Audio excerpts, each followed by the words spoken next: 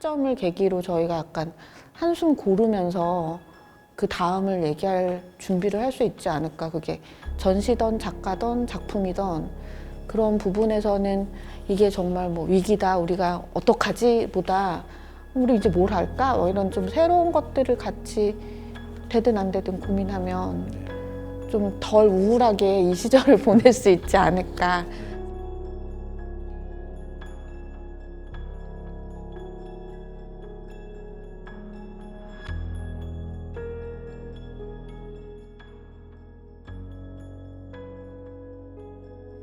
안녕하세요. 토탈미술관에서 큐레이터로 일하고 있는 신보슬이라고 합니다. 안녕하세요. 월간미술에서 편집장 맡고 있습니다. 황석권입니다. 기획자의 입장에서 지금 상황, 다시 말해서 팬데믹 상황을 맞이하는 그런 감회나 소회가 좀 많이 다르실 텐데요.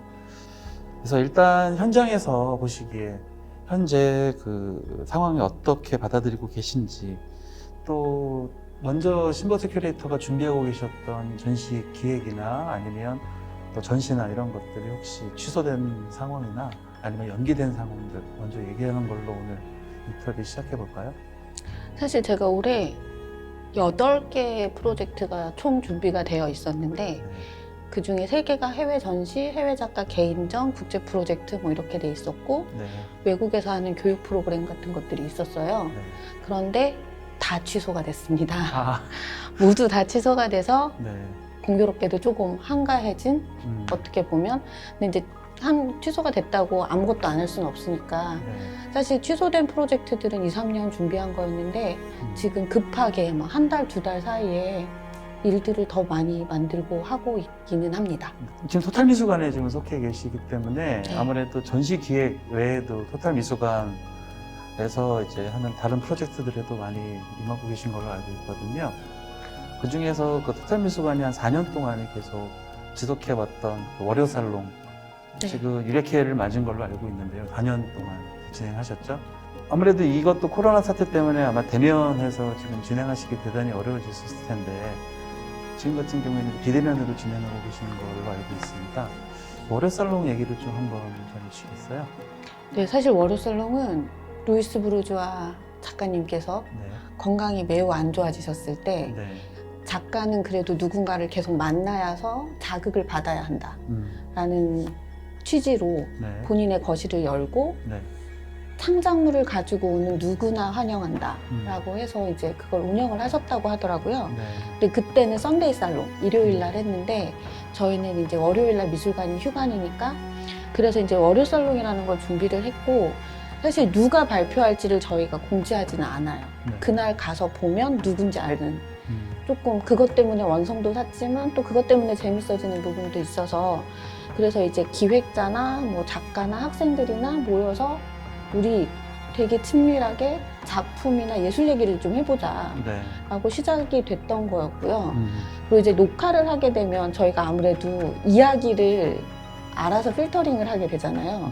그래서 녹화도 하지 않고 공지도 하지 않고 끝난 다음에 인턴이 일기 쓰듯이 그 하나가 이제 저희의 약간 특징 같은 거였는데 이렇게 비대면을 할 수밖에 없는 상황이 돼서 지금 줌 라이브를 하고 있어요. 그러니까 좋은 거는 오지 못하시는 분들, 뭐 지방에 계신 분들 접속해서 다 들을 수 있다라는 장점 아닌 장점이지만 실제로 그것 때문에 더 많이 오진 않으시더라고요. 그리고 오히려 그렇게 되다 보니까 각자 질문의 수위도 좀 낮아지고 싸우는 거 웬만하면 안 하려고 하고 그러다 보니까 조금 너무나 이렇게 약간 밋밋해진 그러니까 많은 분들이 오실 수 있다는 창구는 열릴지 모르겠지만 실제로 저희가 원했던 아주 밀도 있는 얘기는 많이 못하게 되는 아쉬움이 좀 있습니다. 토탈미술관이 지금 교육 프로그램도 운영하고 있는 것으로 알고 있습니다. 또 지금 코로나 사태 때문에 이제 정부 쪽에서도 이제 문화사업 쪽에 긴급하게 또 지원하는 그런 사업에도 지금 참여하고 계신 걸로 알고 있는데 어떤 사업에 지금 참여하고 계시죠? 저희 코로나 긴급 지원 사업 하나 하고 있는데요. 그게 이제 온라인 콘텐츠 만드는 사업들이 지금 많이 나오고 있어요. 왜냐하면 전시를 닫아야 하니까 전시장에 가지 않아도 작품을 볼 수 있었으면 좋겠다라고 해서 이제 그런 사업들이 되게 많이 나오고 있고 저희도 이제 그 중에 하나로 토TV라는 거를 시작을 해서 운영하고 있고요. 유튜브 베이스. 예, 유튜브 베이스인데 이제 대부분 미술관들에서 이렇게 전시를 소개를 하면 기획자분들이 아, 저희 전시는 이런 주제고 이 작품은 무엇이고 이렇게 말씀해 주시잖아요. 예. 근데 이제 저희 내부적으로 회의를 했을 때 감상이 온라인을 대체할 수는 없다라는 결론을 내렸고요. 감상이 온라인을 대체할 수 없다. 네, 그러니까 온라인을 통해서 듣는 거는 사실 저희가 정보를 받는 거지 네. 실제로 작품을 만나는 경험은 아닌 것 같아요. 네. 네. 그래서 저희 유튜브 채널에는 작품 설명은 하나도 안 나오고요. 네. 그래서 하나는 나름 저희 방송국을 모델 삼아 매주 월요일, 수요일, 목요일, 금요일 업데이트가 돼요. 다른 프로그램으로. 그래서 이제 월요일에는 월요살롱 라이브 하는 게 들어가고, 네. 그다음에 수요일에는 저희 이제 아카이브에서 책을 빌려드립니다. 아. 그러면 그 책을 읽고 오셔서 감상을 나누는 그런 프로그램이 또 하나 있고, 또 하나는 사실 미술도 어렵지만 네. 공연 쪽도 되게 어렵거든요. 공연이요. 네, 그래서 이제 저희가 어려운 사람들끼리 한번 만나보자라고 네. 해서 인디 뮤지션들을 초대해서 전시장에서 노래하고 그걸 이제 녹화를 해서 네. 톳 뮤직이라고 음악 방송도 하고 있고요. 그다음에 이제 작가들 작업실 찾아가서 인터뷰하는 거 해서 이제 각기 다른 방송들을 하는데 결과적으로 이제 저희가 플랫폼이 바뀌는 거잖아요. 맞아요. 플랫폼이 바뀐다면 콘텐츠도 좀 바뀌어야 되지 않을까. 근데 대부분의 관객분들은 오셔서 전시장만 가시니까 네. 미술관에 이런 옥상도 있고 미술관에 이런 책도 있고 작품을 만들 땐 전시를 만들 땐 이런 과정도 있다라는 거를 좀 이렇게 다각도로 해서 운영을 하고 있습니다. 그래서 네. 제가 지금 큐레이터인지 방송국 PD인지 아. 잘 모를 정도로 지금 매일 촬영하고 편집하고 근데 사실 전시 만드는 게 더 쉬운 것 같아요. 오히려. 예, 그러니까 예산도 너무 많이 들고 시간도 너무 많이 들고 네. 그래서 이제 좀 다른 방식으로 한다고 노력은 하고 있는데 이게 대체할 수 있는 건 아닌 것 같아요. 어쨌든 저희 미술관이니까 전시가 메인이 돼야 되는데 네. 전시를 계속 닫아놓으니 뭔가라도 이제 방법을 찾는 게 사실 대안으로 그렇게 시작을 한 것 같고요. 네. 근데 이게 어느 정도까지 계속 갈지는 모르겠습니다. 현장에 계시다 보니까 아마 그런 관객들의 어떤 그 변화의 추이들을 좀 많이 발견하실 수 있을 것 같다고 생각이 듭니다.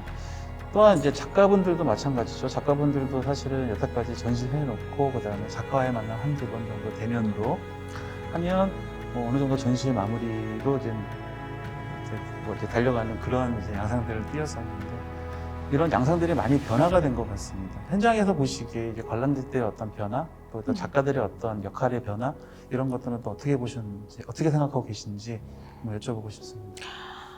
일단 많이 바뀐 것 같고요. 근데 코로나로 인해서 오히려 관객의 진면목? 네. 정말 찐 관객의 모습을 본다라는 생각도 드는데 일단 예약을 하고 오셔야 되잖아요. 네. 그러니까 이거는 뭐냐면 딱 난 보겠다라는 생각으로 오시는 의도가 들어갈 거거든요. 수밖에 없죠. 네. 네, 그래서 관람 시간이 되게 길어졌어요. 꼼꼼히 질문하시고 그래서 그런 부분들은 사실 어떻게 보면 코로나 상황이 준 시간적 여유? 긍정적이면 긍정적으로 본다면 예. 저는 사실 이게 그 코로나나 팬데믹 시기가 온다고 해서 비대면이 대면을 대체할 수는 없다고 생각을 하거든요. 아까 네. 전시 관람에 대해서도 말씀드렸던 것처럼 근데 이제 관객분들이 작품을 대하는 태도가 조금 달라진 것 같아요. 전시장에 오시는 분들은 네. 그래도 굉장히 꼼꼼히 보세요. 코로나 시절이 끝나도 예약제 운영은 해봐도 되겠다라는 생각이 들기도 했었어요. 저희 이제 내부적으로는. 네. 그런 이제 긍정적인 부분이 있다 한다면 작가분들한테는 참 힘든 시절이죠. 맞아요. 작가분들이 인스타 채널 한두 개는 다 하세요. 아. 그래서 작업하는 것도 보여주시고 그러니까 작업을 하는 것도 힘든데 보여줘야 되고 설명해야 되고 근데 이제 그렇게라도 해서 작품을 보여줄 수 있으면 너무 좋은데 네. 지금 이제 이 시절에는 전시 오픈하고 이틀 있다가 미술관 딱 닫으면 그 다음에 아예 못 가는 경우들도 있고 그러니까 네. 그런 부분들이 작가님들이 너무 힘든 상황이 됐더라고요. 네. 내년이라고 달라질 것 같지 않다는 거예요. 네. 그러면 작가는 보여줄 수 없는 작업을 계속 만들어야 되나? 뭐 그런 고민 되게 많이 말씀하세요. 네. 작가들 또한 지금 상황을 어떤 식으로 받아들여야 되는 그런 과제를 오히려 더 아는 것 같아요. 작업 외에도 고민할 바도 많아지고. 더불어 팬데믹 이후에 확실히 미술계는 변할 것 같다라는 생각이 많이 들어요. 그러니까 그 중에 제일 큰 건 아마 그 비엔날레 저희가 얘기하는 대형 그 국제 비엔날레들에 대한 반성이 되게 커질 것 같고, 네. 그거에 대한 어떤 대안적인 형식의 제시들이 분명 나올 것 같아요. 작가분들이 작업을 만들 때 그 안에 들어가는 내용과 리서치와 이런 거 엄청나거든요. 근데 대형 전시에선 그걸 저희가 관심 있게 볼 수가 없잖아요. 그러니까 굉장히 이렇게 되게 마지막 결과물들만 보고 가는 상황이 되지만, 이제 전시의 형식이 좀 더 바뀐다면 좀 꼼꼼히 얘기를 들을 수 있는 준비가 될 수도 있지 않을까라는 생각이 들고, 생각해보면 현대미술은 굉장히 다양한 장르에서 여러 가지로 실험을 계속하고 있는데 오히려 전시는 그 형식이 안 바뀐 것 같아요.